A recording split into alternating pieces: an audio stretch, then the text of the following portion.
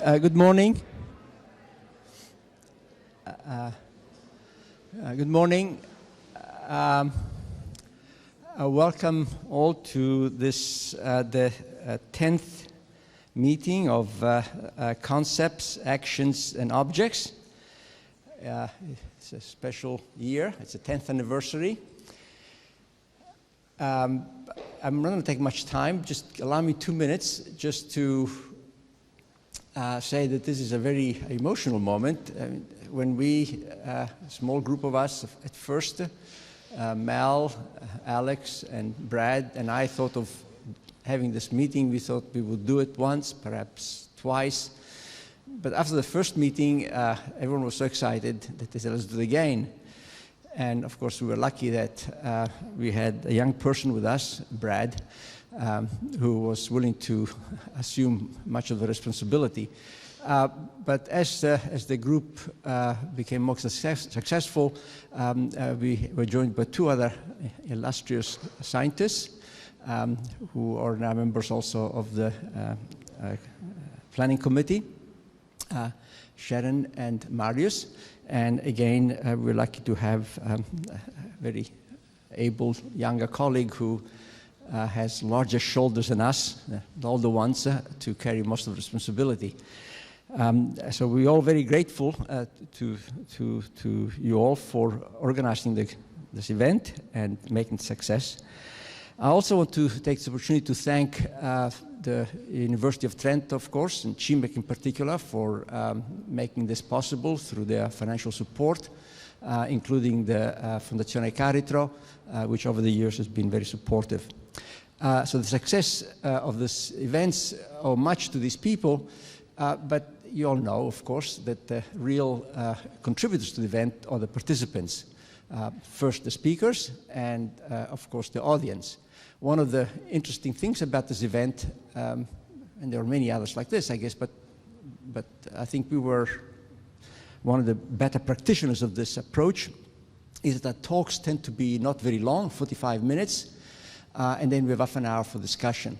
And the discussion is usually quite animated, and it's usually very exciting. I think that's when some of the most interesting ideas come out, when we may be off guard and have to answer a difficult question we hadn't thought of.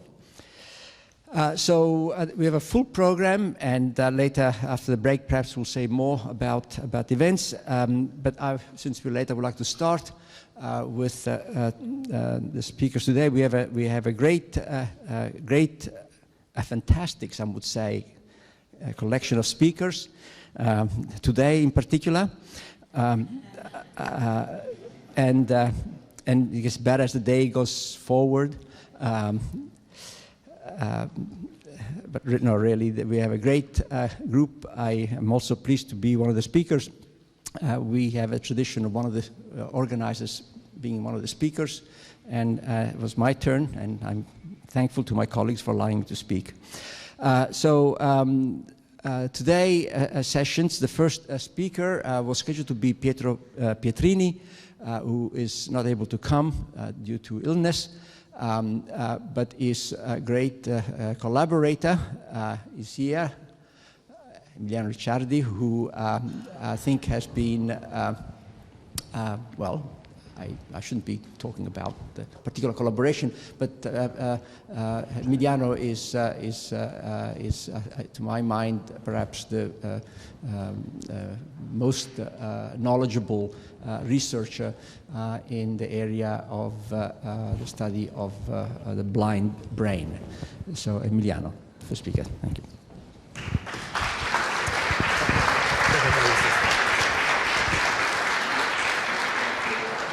No, proprio ho qua tutto.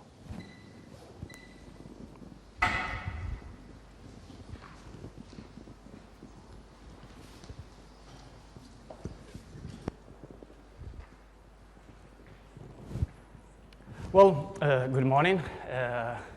Thank you, Alfonso, for the presentation and the organizing for inviting our group to introduce our lines of research.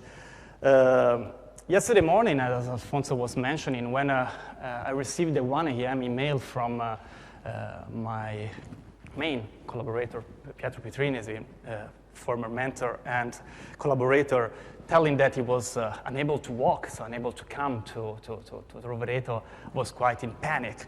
Probably you remember a scene like this when on a stage of the opera performance you see an undressed backup opera singer performing, like in this Aida, you see someone dressed in black.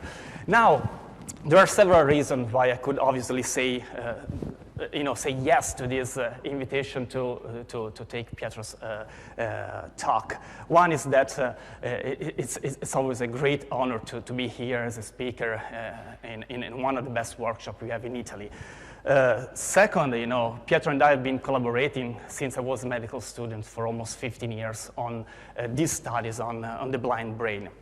And third, I already did that, I already sang in the past in my previous life, and it's very nice after 15 years being here with another speaker that you've seen here. This is Michael Beauchamp playing cello.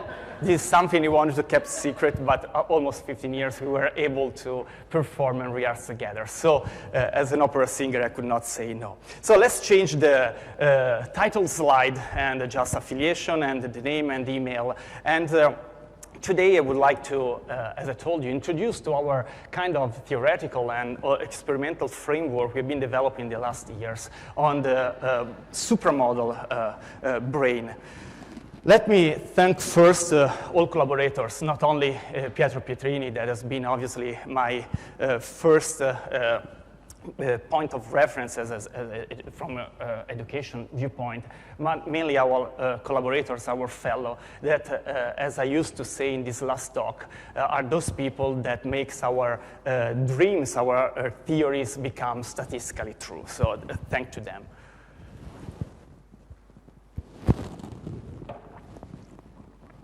Today, in the last year, our group have been investigating mainly how our brain does represent the external world. And in this theoretical framework, we do need to imply different level of observation and associate, for example, cognition to specific cerebral correlates, or respectively the cerebral correlates to distinct behaviors. From the tradition that Pietro, with several collaborators, and mainly CIMeC has been developing when he was at NIH, we have been studying and investigating the role that vision plays in representing the external world. And we know that vision plays a primary role. Since the early days, sight has always been regarded as the most important sense for humans in order to to acquire knowledge of the external world, to interact with the surrounding world. This is, for example, is true, if you think, for instance, in the ancient Greek language, the verb to know was the past tense of the verb to see. That is, I saw, thus I know. Obviously, the relevance of sight is clearly reflected in the mental attitude of a lexicon of vision across several languages, in Italian, in English, almost everywhere. And again, from a neuroanatomical perspective, there are different percentage, but we know that probably 1/3, half of the whole cortex is thought to be involved in sensory processing. CIMeC and Pietro Pietrini has been dealing with several aspects of vision perception, organization of the extrastriate pathways. I just would like to remind probably their 2001 contribution on this science paper. And I think that their idea is expressed in this paper is amazing for two aspects. One, for the first time, they were claiming that the representation of the external world, and mainly that object shape, was represented across distributed and overlapping patterns of neural response. And second, this paper could be considered the father of what has been an increasing flow of multivariate data analysis to brain imaging. When we got to analyze those data, the following question was, well, is vision the only way that we have to see the surrounding world? Well, when it happens ordinarily to observe a blind individual, you may often find yourself to wonder whether the person is truly visually deprived. Blind people are proficient in everyday life activities, are able to interact with the surrounding objects and tools, navigate independently, interact socially with other people. So although vision offers distinctive information, there are several indications that the lack of visual experience may have just limited effect on the perception and on the mental representation of the surrounding world. So the idea was, how do individuals with congenital blindness represent a world that they've never seen? What happens to those visual devoted brain structures in the absence of sight? So I'm just showing a few examples of world-renowned artists. This is a blind photographer, and this the other more renowned blind painters. And it's amazing how this example of artists that rely on visually sensory aesthetic to create and make people appreciate what we would call visual beauty. So the idea is really vision necessary to see the external world? Where the first studies on blind individuals, most of the first studies and on the first research, has classically focused on the compensation, on the compensatory plastic rearrangements that follow the loss of sight. The idea was to understand the capability of our brain to reallocate these cerebral resources that were no more used to process visual inputs. And the idea was obviously explained in the aspects of cross-modal plasticity. Brain regions that in the sight individuals responds specifically to visual information, and that in the blind individual starts to respond specifically to the same information conveyed through non-visual modalities. Several studies obviously have been developing, and starting from the early studies from Istruzione showing responses in the early visual areas during tactile brain reading. There are several experiences. And also our group contributed to show how the whole brain, both functionally and structurally, undergoes a major reorganization. That is, as a whole, at a cortical level, and in this paper we show also how at a subcortical level we have a major rearrangement of information. Nonetheless, our functional brain studies in visually deprived individuals offer this unique tool to examine the role of the lack of visual experience in forming a representation of the world, and also to understand to what extent vision is a mandatory prerequisite for the human brain to brain and develop. So, to what extent is sight necessary for the brain to develop its morphological and functional architecture? What can we learn by studying blind individuals about how the brain develops and functions? Our group has been conducted several studies, and I think that one of the crucial advancements was the demonstration of what we call a supramodal functional cortical organization. And that became from the study of individuals that lost vision early in age, at birth or immediately at early age. So they had no visual memories, no visual experience.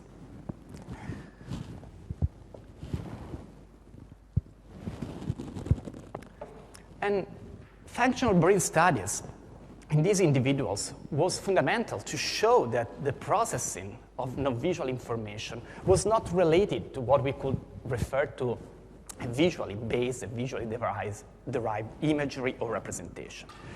So the idea was to not just focusing on those brain regions that decided the response to a specific content of information conveyed through visual modalities and in the blind through non-visual, but looking at those regions that respond to the specific content of information independently of the sensory modality through which this information is conveyed through the brain. Now, I would like to make clear that for many years we have been struggling to fight between people supporting the idea of brain regions responding independently of sensory experience or that change perspective? Well, we believe that supramodality and cross-modality appears to be two phenomena that integrate, that are tightly interwoven together and happen at the same time. But just consider supramodal is what takes place despite of the lack of vision, whereas cross-modal is what happens because of the lack of vision.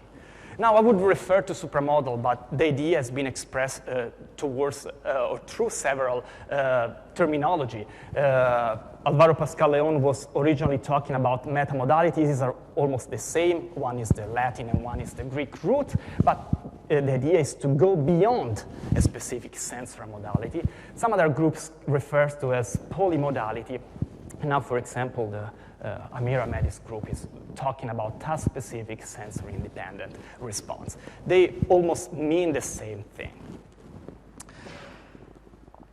A representative case to summarize the experimental route that we have been following was obviously starting from what in Jim's lab has been developed and pursued as the object form topology. And so trying to understand how the shape of object form could be recognized through non-visual sensory modalities. So you know very well our 2004 paper, where we asked people to recognize through vision and touch both face masks and common man-made objects.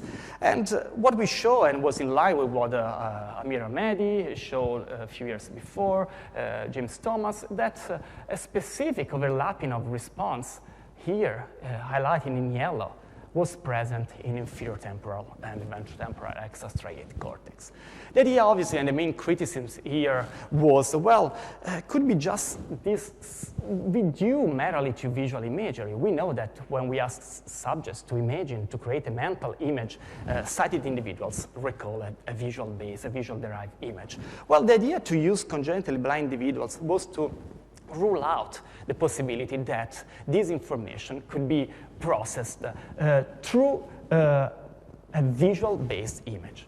And the idea was that if the same brain activation is present in both sighted for visual and non-visual modalities and in blind individuals for non-visual modality, well, this information should be processed in a more abstract way, in a supramodal way.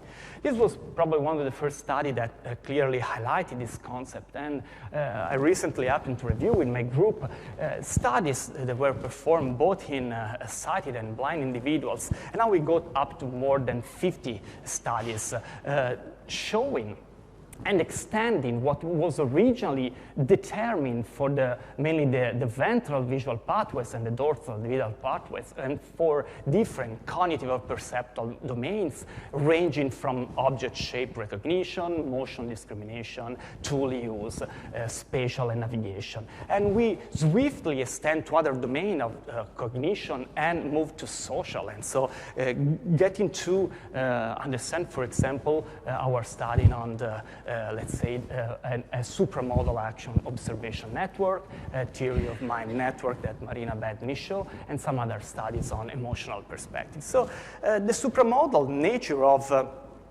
a specific brain regions, in our opinion, should reflect a shared, more abstract representation of the perceived stimuli, which is not dependent uniquely on the input from a specific sensory modality, and is not even dependent from the specific task that is required to process that kind of information, or some other stimulus feature like familiarity or localization in space, for instance. Very nicely, supramodality has been shown, for instance, when the same stimulus is conveyed through sensory substitution device that process information through non-visual sensory modalities. These regions nicely respond also through adaptation of response across sensory modalities. And even some groups have been able to use TMS to infer and to impair processing of specific information in these supramodal regions across visual and non-visual modalities.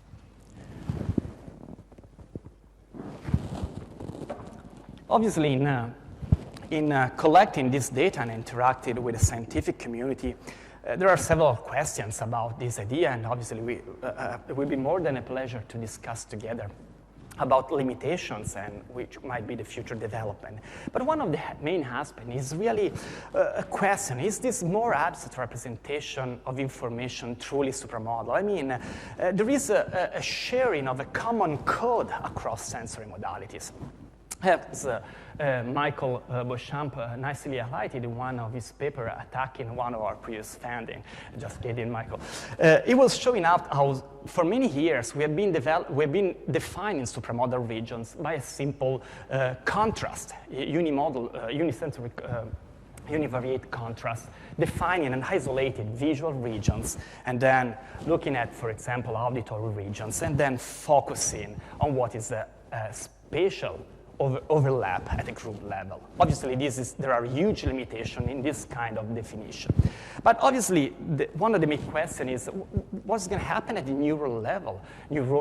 You know, we have two voxels that are commonly recruited through different sensory modalities. Do we have a situation like this, having unimodal neurons, each one responding to either visual or non-visual modalities, and just looking at fMRI for existence resolution, we cannot really assess this kind of discrimination. Or we might have something like this, you know, having a part of the neurons that might respond to supramodal, to a more absolute representation.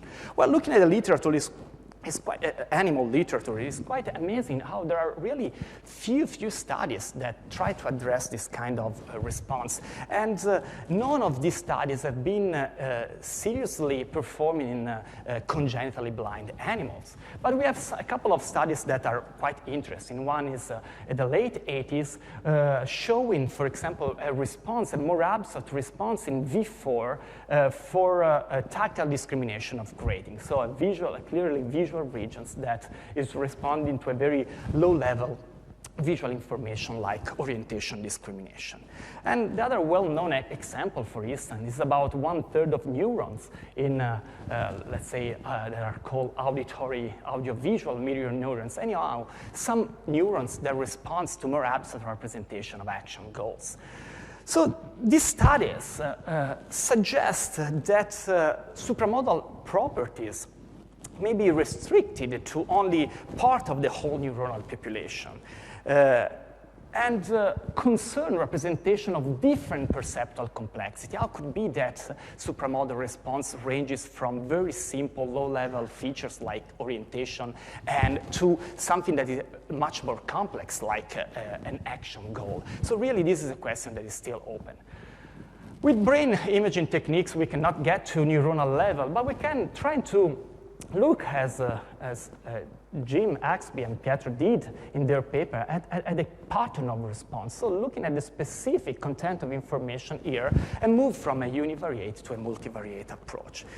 In that paper, what we did was a very simple comparison and just focusing on the brain regions that show overlap across modality. And in that specific study, by just simply correlating the pattern of response between and within categories, we have been showing that the pattern of response elicited during tactile discrimination are category specific. So the pattern of response of man-made objects correlates higher than compared to the other kind of stimulus, and the same for phase. So just showing that there is distinct patterns of response that are distributed across the whole ventrotemporal cortex. And the same thing happened when we tried in subject to correlate man-made objects and their shape across sensory modality, I mean tactile through visual. We were not able to confirm that from the face, but that obviously could be a matter of discussion. Anyhow, the idea here was that these homologies are not limited to the topographical localization of the recruited cortical areas, but mainly involve the content of the neural response. We have been using another study, another data set of ours, the one where we were identifying this supramodal action observation network. And in this study, we had 3 conditions related to the visual and auditory representation of action versus non-action stimuli. And and we did that both in sighted and obviously for the auditory only in blind individuals. What we used was a simple multivariate machine learning classifier, and within each experimental group and experimental condition, we performed a kind of discrimination, action versus an action. And even if the data set was not collected with this purpose, we obtained a very nice and high classification discrimination across subjects. And what was interesting is that even in different conditions, we were relying on very similar networks. One idea was, well, this is actually not really addressing and finding a common response. So let's try to take all experimental conditions and all experimental groups and try to merge into a single classifier independently of the fact they are blind or sighted, independent they are receiving information from through the visual or the tactile or the auditory modality.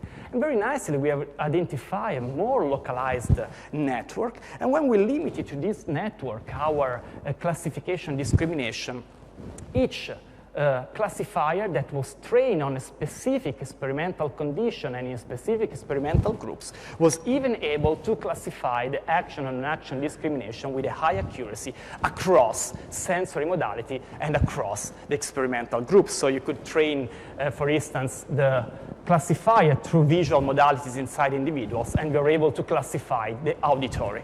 So the idea was obviously shared with other groups, but the idea was that here we have a truly common overlapping functional representation of action goals.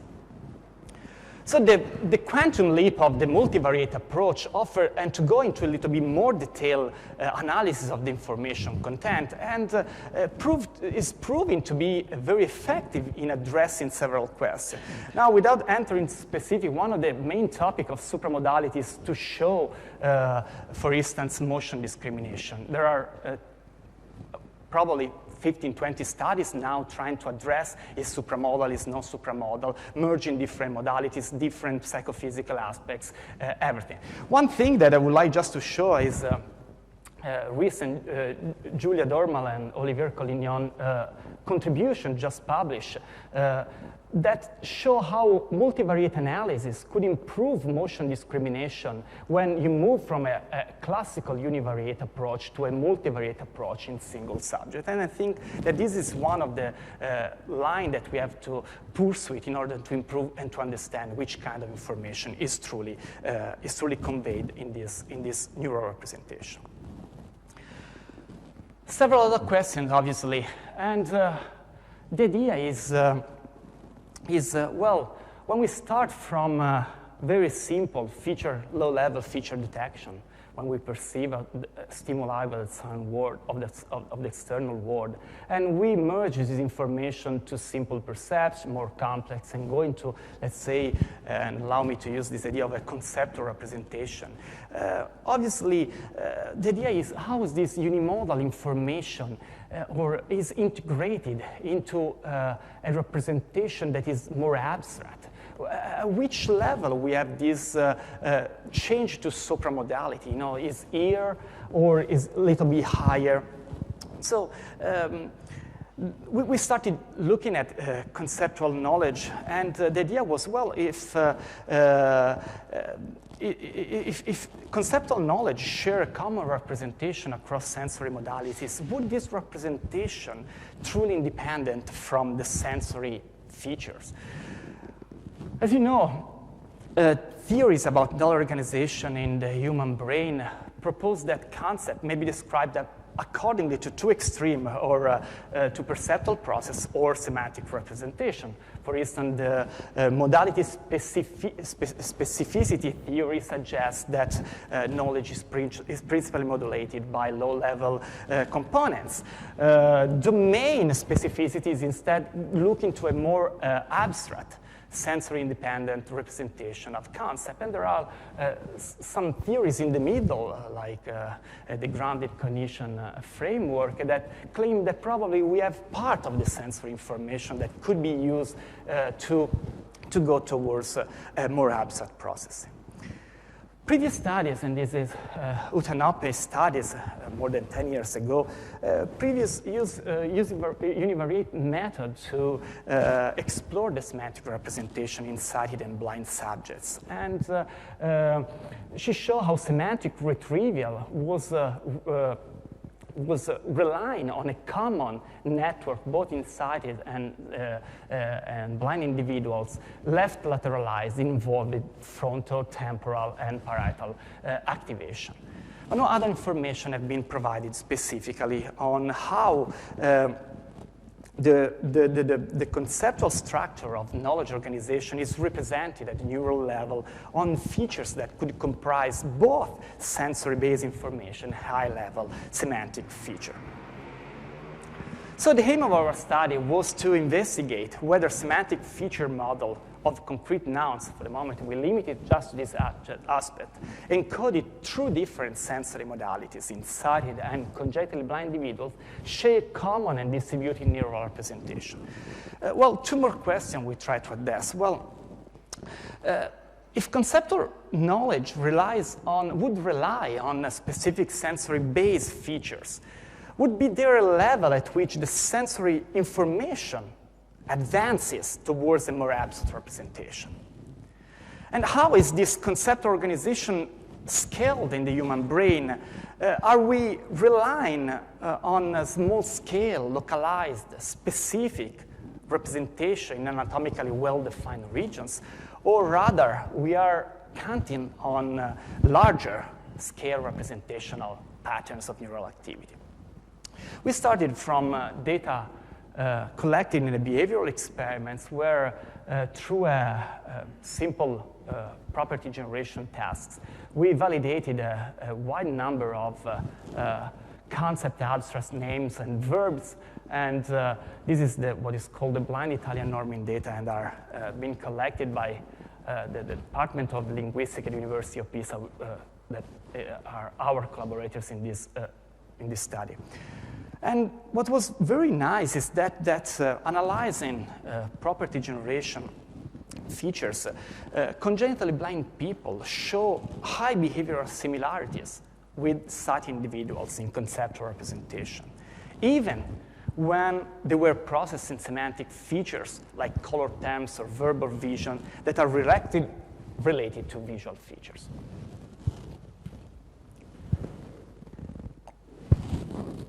So we designed a similar fMRI experiment. Neural responses were measured with a 3 Tesla fMRI and with a 5 runs slow event-related design in 20 subjects, 15 sighted, 5 congenitally blind individuals, during a very similar property generation task. And that was done for 3 different conditions: pictorial visual form, sighted only, verbal visual form, and then obviously this is the opposite, and the verbal auditory form. So, and this is done for blind and sighted individuals. So the idea was to try to rely on behavioral data on the linguistic production and to see whether this linguistic production that is very similar between sighted and congenital blind individuals is actually encoded in the human brain. In our pipeline, we first identified regions retaining categorical information by means of encoding techniques. That's because we were using 40 concrete nouns that belong to 8 different categories. So we wanted to address this specific information. And the encoded techniques were very similar to what Tom Mitchell has been developing in the last years. We have been combining these specific responses in each subject at a group level probabilistic map. And then we try to segment the whole semantic network in individual regions using 2 arbitrary thresholds in order to isolate 2 kind of scaling of network, one comprising localizing small region and another larger extent of cortex.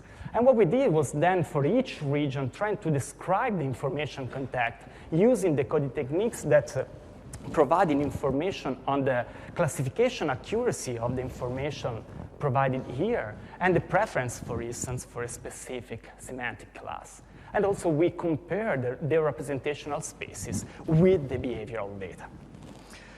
Looking at behavioral results related to the 40 stimuli and to assess whether they were different between the two groups, we clearly show that, as expected, the 40 stimuli were organized in the 8 semantic categories, even behaviorally, and the conceptual representation at a category level between sighted and blind individuals show to be really high correlated, suggesting a common linguistic representation of distinct object categories.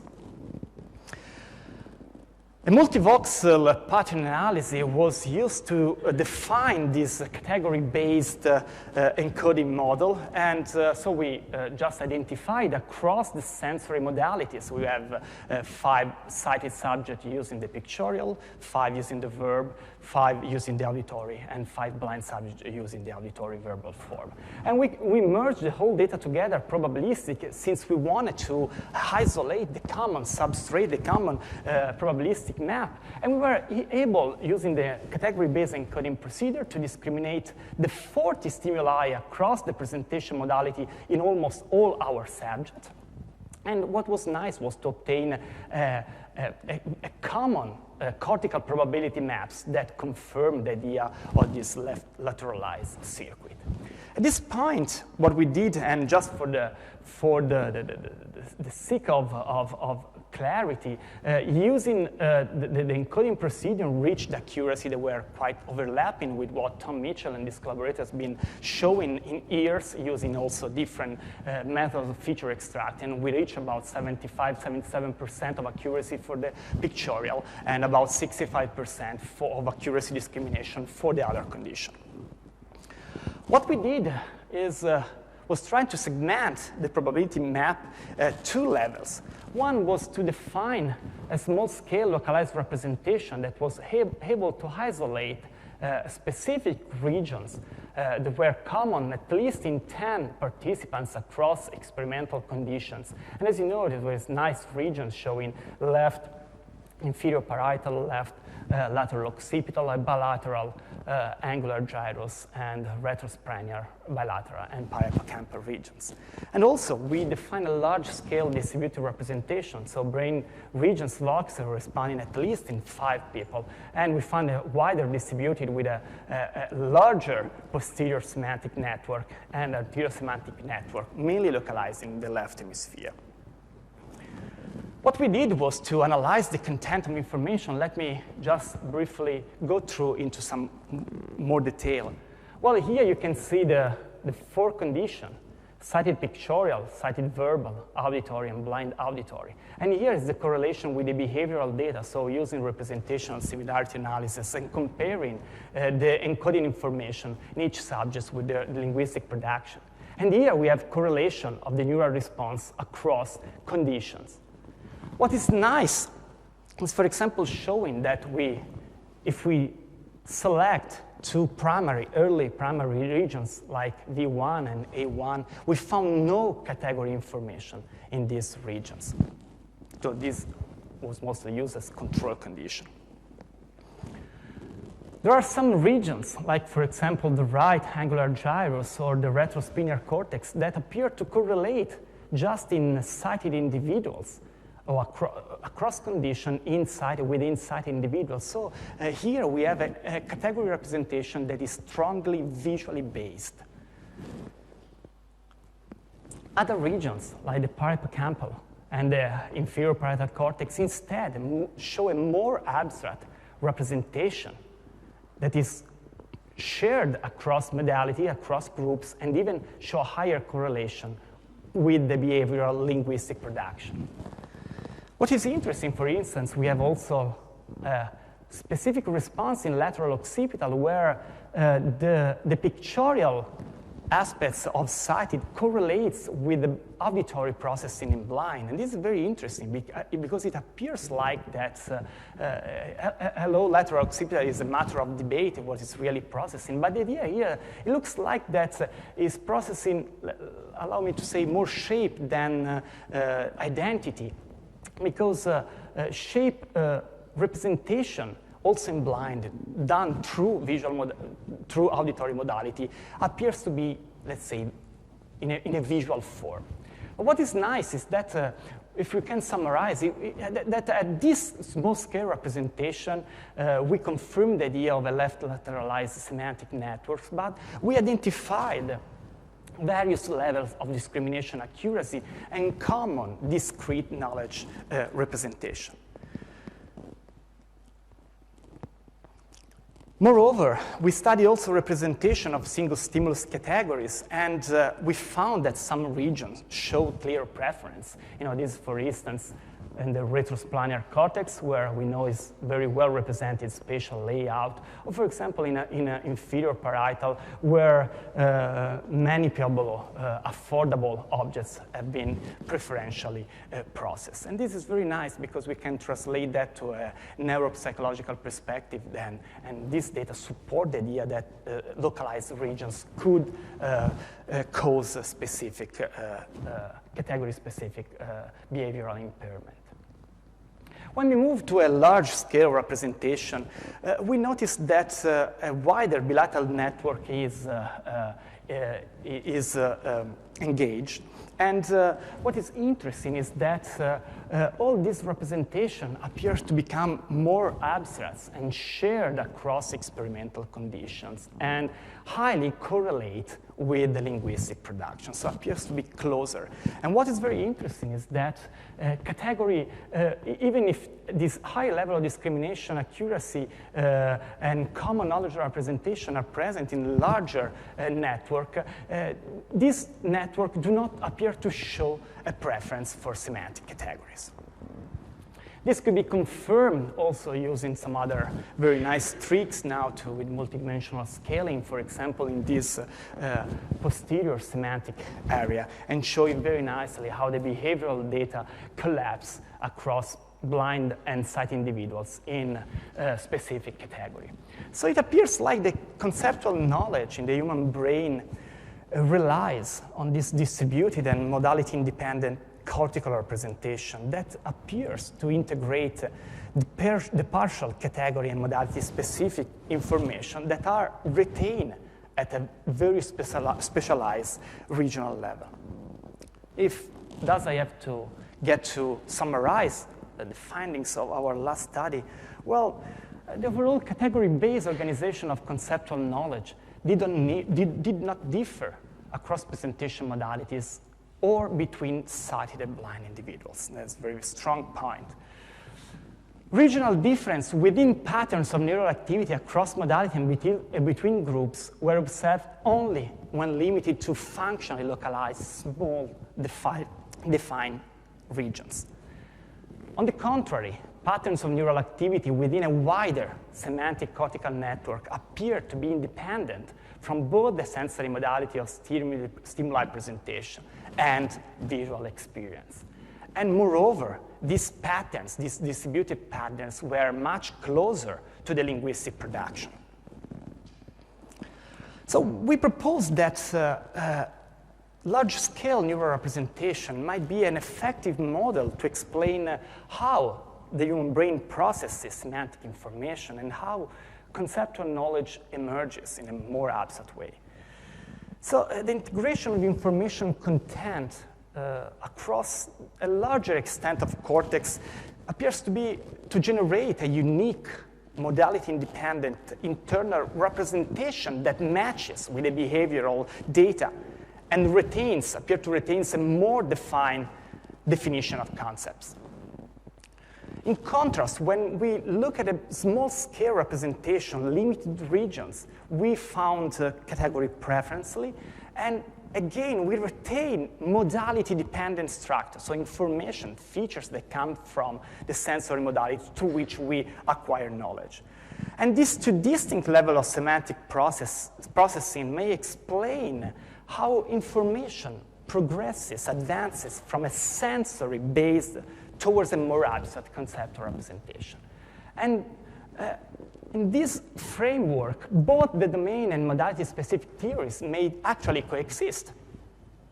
And obviously, we propose that the different threshold of observation is what actually changes the degree to which we observe this kind of process.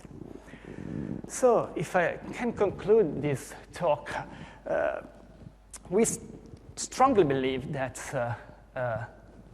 there are brain regions in the brain that process external information, sensory information, regardless of the sensory modality through which this information has been acquired. Unisensory information should be somehow processed, retain some kind of information, but then processed to a more abstract representation. So could we think of a supramodal mechanism, of a supramodal continuum that ranges from low-level feature to higher concept? Well, before getting to the last questions, I would like to say that the idea that we have a more abstract representation obviously explain how blind individuals that lack vision since birth could acquire knowledge and interact effectively with external world they've never seen. And their brain is not actually disabled, but really differentially able and share the same kind of neural representation that the sighted brain has. An idea also is that the lack of visual experience hardly affects then the functional development of brain organization. So obviously, in the next years, we will have to understand better how this process could be developed. There are some kind of genetic, let's say, definition that allows some brain regions to specifically respond to some psychophysical information provided through different or across different sensory modalities, and how this information is really processed then to a more abstract level of representation. Well, I would like to thank you again, my fellow that really did most of the work, and all our collaborators across Italy and across Europe and the whole world. And just would like to thank you for your attention.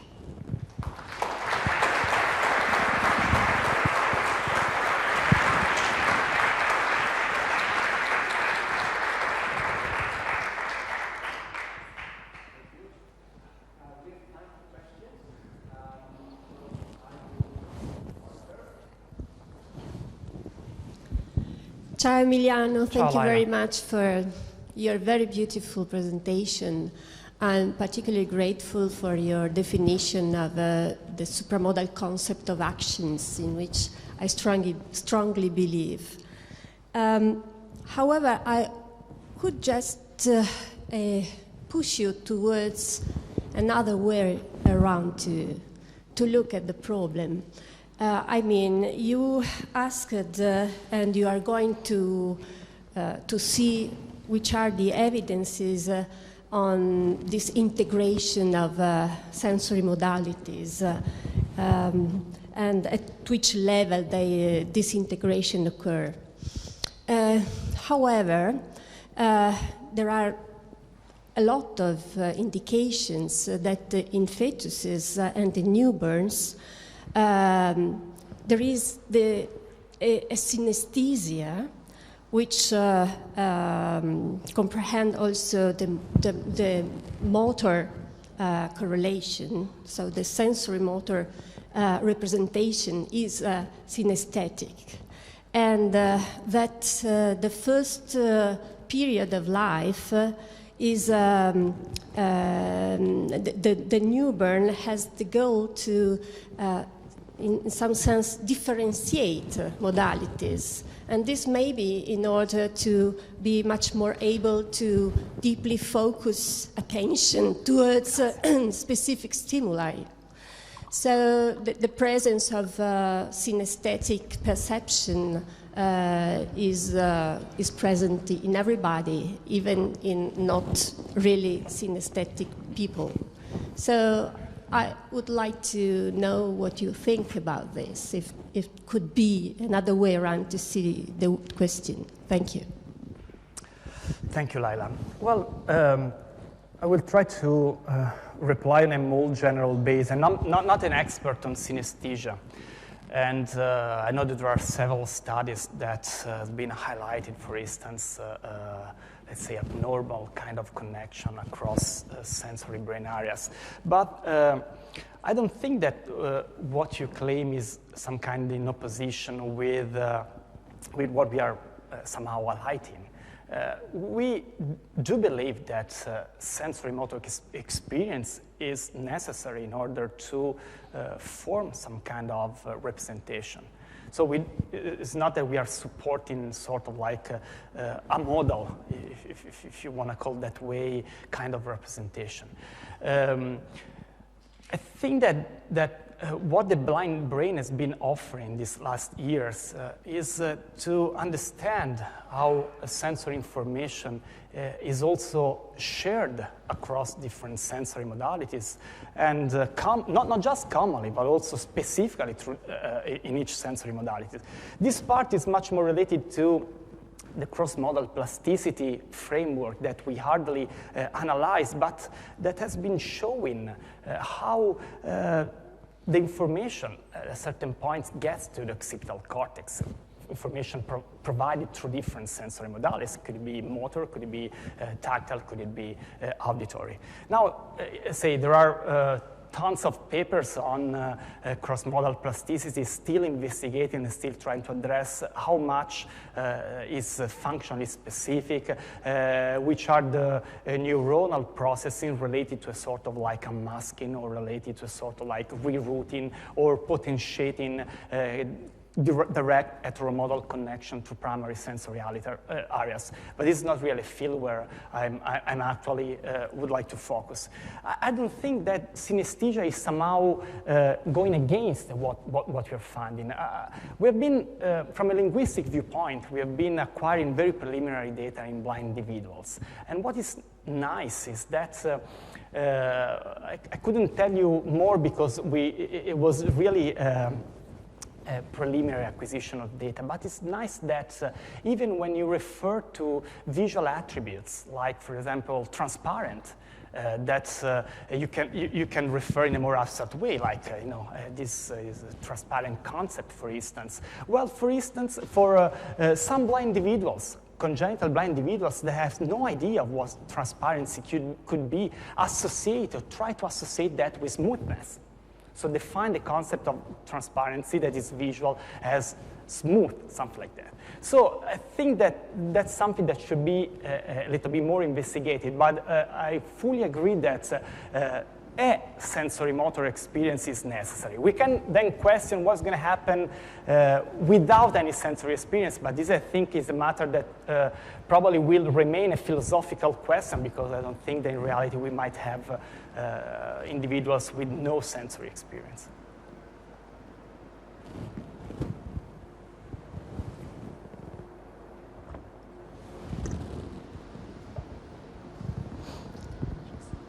Thank you, Emiliano, for a beautiful talk. If I may try and push the model of the supramodal organization slightly backwards, what would you guess, backwards in posterior visual cortex, that is? In posterior, sorry? In posterior visual cortex. Okay. What would your guess be as to the regions that do not typically show more abstract supramodal organization, that do not show category selectivity, that do not show these non-visual properties also inside it? What would you guess that they do in the blind? And what would you try to assume their non-visual roles would be? Would they be more related to the original visual computation, or to some sort of more cross-modal sort of plasticity? I know this is a kind of, I know that we are starting having pieces of evidence that what we could call the early sensory regions do process specific psychophysical aspects, features of stimuli. And I'm just thinking, for instance, last year paper published by 3rd-8th in showing retinotopic organization or retinotopic-like organization in blind, or I know, but I know there's functional connectivity, but I don't think that would change the kind of. There are different ways to look at the same thing, but I don't think that the idea behind that is different. Or I think, for example, I just reviewed an abstract, I don't know if you can tell, but now it's online on a 70s study just submitted at a next human brain mapping meeting, showing finger representation in lateral occipital cortex. I mean, during tactile recognition in blind individuals. So I think that some early areas should process some psychophysical aspects of information independently of the information, or how the information is conveyed. And that is what, for instance, also Alvaro Pascal-León was proposing, that there are areas that are somehow responding for their intrinsic properties to specific spatiotemporal features, let's say, of stimuli, and responding to specific aspects. I'm not then an expert, I hardly entered the cross-modal responses in blind individuals. And I know that there are several studies that ranges from groups supporting the idea that early sensory areas like visual cortex is actually processing very localized and specific information, like the word for area or the number area, and some other that support the idea that responses in the occipital cortex are totally aspecific, okay? So they just responding to some kind of cognitive load or content, but no specific information. And now I think that we have several pieces of evidence that some kind of specificity do actually exist in these cross-modal responses.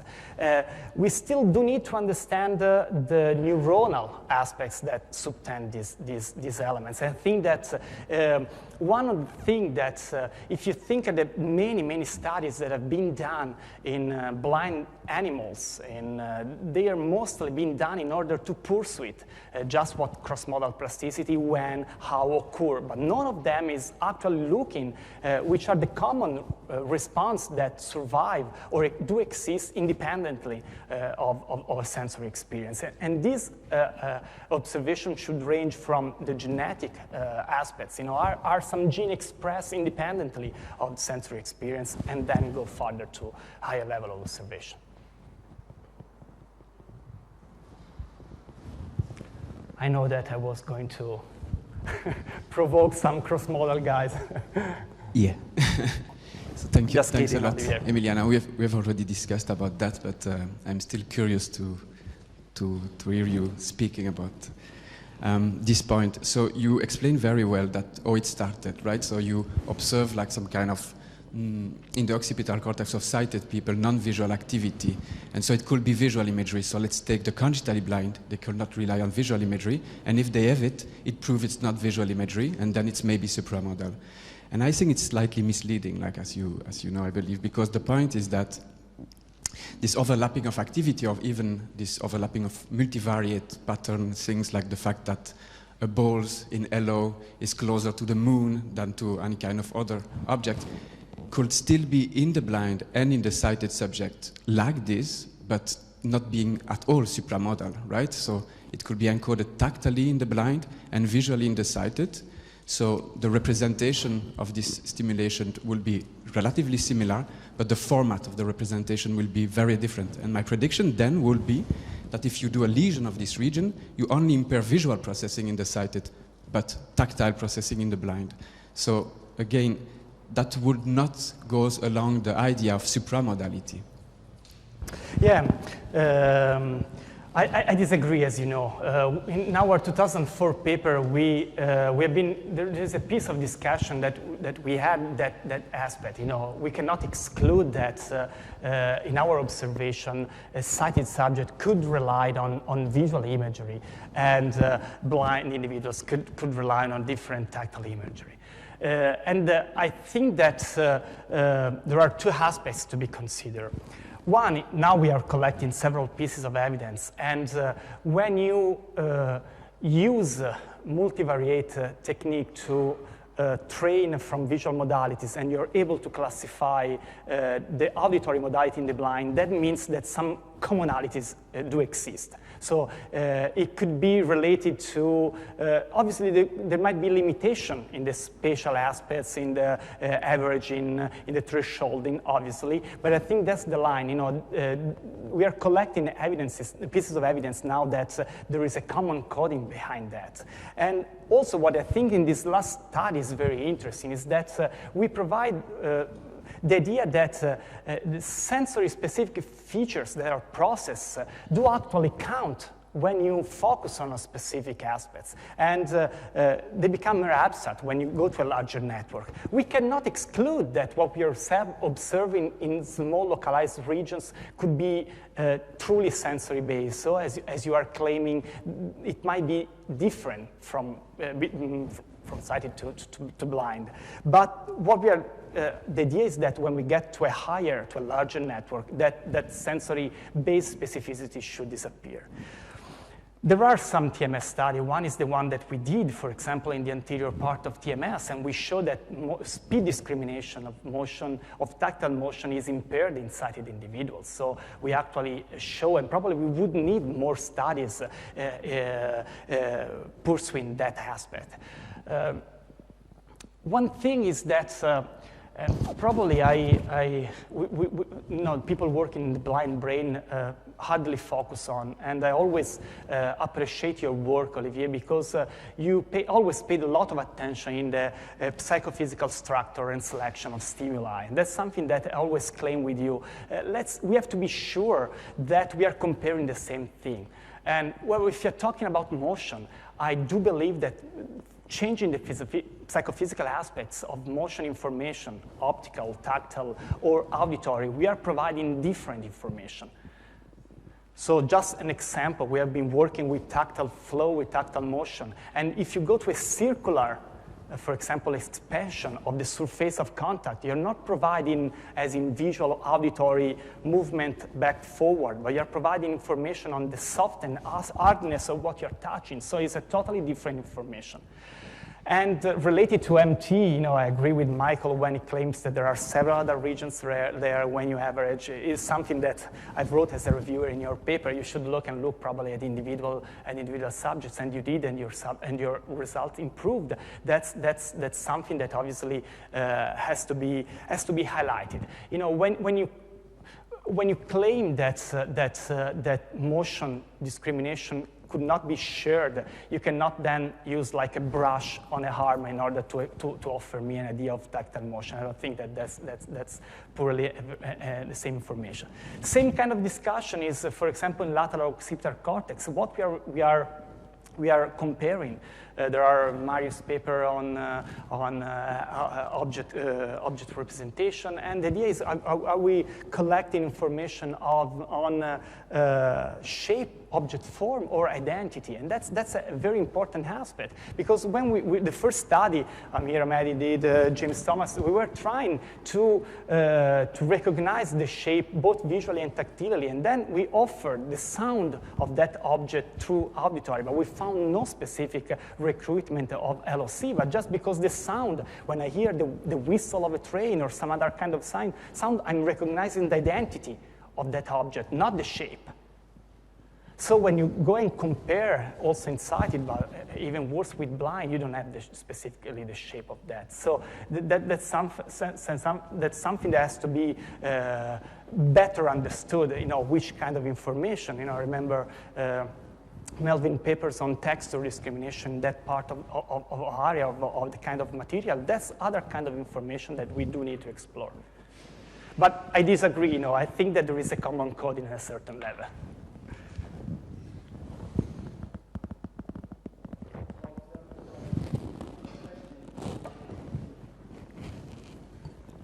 Does this work?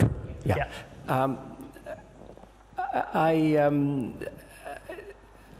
At various points you were making the comment how surprising it was that the blind seemed to have a similar conceptual representation or structure to the sighted. And that's not surprising, shouldn't be surprising. They are normal people, they write novels, beautiful novels. Some of them are painters like you showed, and they're beautiful. And so I agree with you, there should be no reason to be surprised, but they are surprising things. So, or should be things that we should think about hard. So, and some of you have worked on this, so you have more ideas. I don't have any ideas on this. But there's a difference between knowing what red is and the qualia red.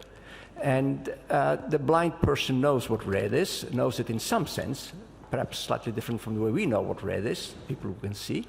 But they know what red is. You get the color wheel.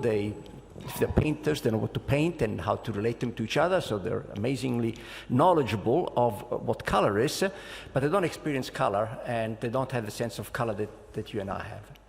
So the question is, or is a representation, when you go detail, I mean, when you stay very general and the correlations look like 0.6 and 0.5, no idea what they mean.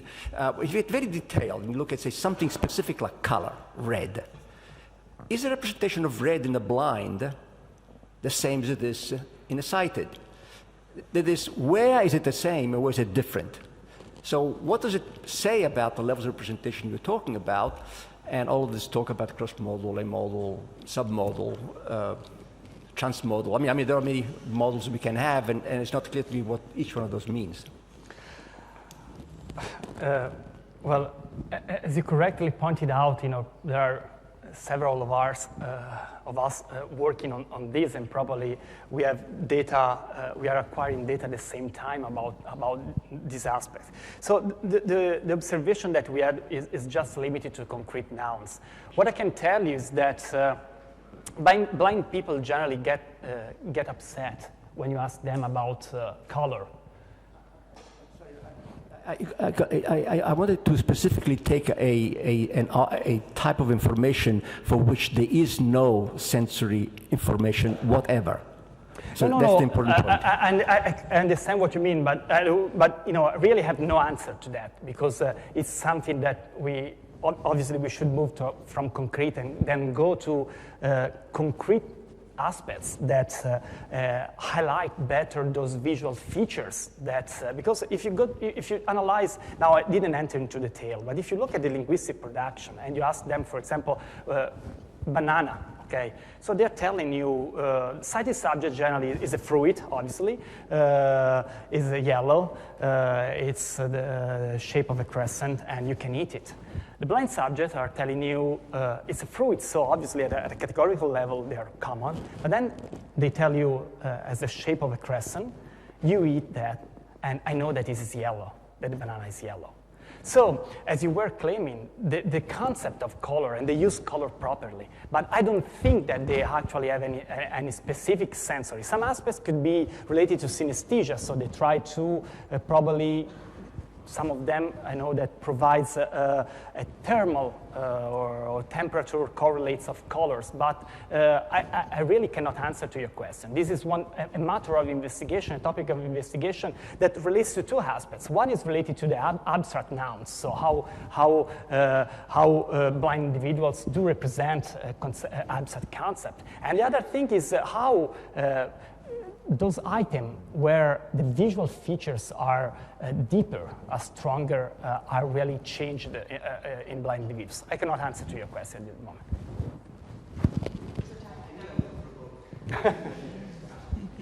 Well, yeah, you provoked me to ask a question I was thinking about for much of the second half of your talk, and it's maybe more of a comment than a question, but it maybe is an answer to your question. And it relates to the CAOS talk that I gave, I think, at the second meeting here in Rovereto, where we looked at comparisons of congenitally blind and sighted individuals with regard to their representation of colored stimuli, namely fruits and vegetables. And so what we showed is that, just as you said, if we selected congenitally blind people who did know the colors, they could stipulate the colors, that a banana was yellow, that a strawberry was red. Yeah. But when we took a different measure, and this is really going to be my question/comment, a different measure of their semantic representation, namely we constructed a similarity space from similarity judgments that they made, we saw that the color of the stimuli didn't actually structure their similarity space. So what we argued in that paper was there was a difference between being able to stipulate that a banana is yellow and a strawberry is red versus using that information as part of constructing our conceptual space. So that's a partial answer perhaps to your question about the difference between saying something and knowing it. So my comment/question for you is, the conclusions that any of us make are obviously based on how we choose to probe them, and the particular feature listing task you use may tap into a particular aspect of our semantic knowledge that might then steer your data to finding that part of the semantic space. But a different kind of probe might come up with something totally different. So I'm wondering to what extent you think that that's a problem or a feature of your particular findings that you used, the task that you used?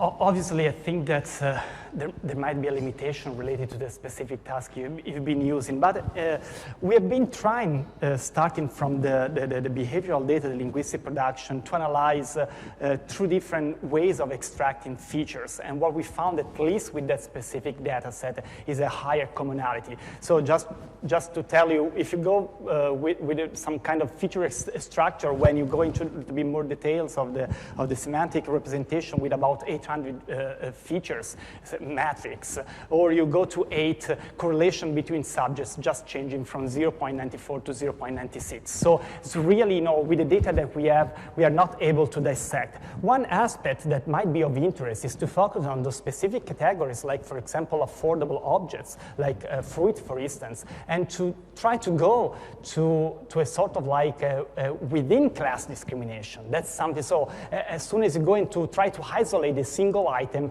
I think you could highlight those different in conceptual representation that you're not able when you look at the category, because categories are clearly overlapping. Thank you very much for a brilliant presentation. Now we have a break. Please come back sharply at 11:15. And also we have a poster session, so please go see the posters. Thank you.